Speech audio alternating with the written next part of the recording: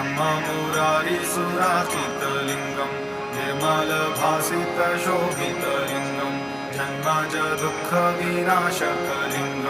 तत्प्रणमामि सदा शिवलिङ्गम् देवमुनिप्रवरार्चितलिङ्गं कामदहं करुणाकरलिङ्गं रावणदर्पविनाशनलिङ्गं तत्प्रणमामि सदा शिवलिङ्गम्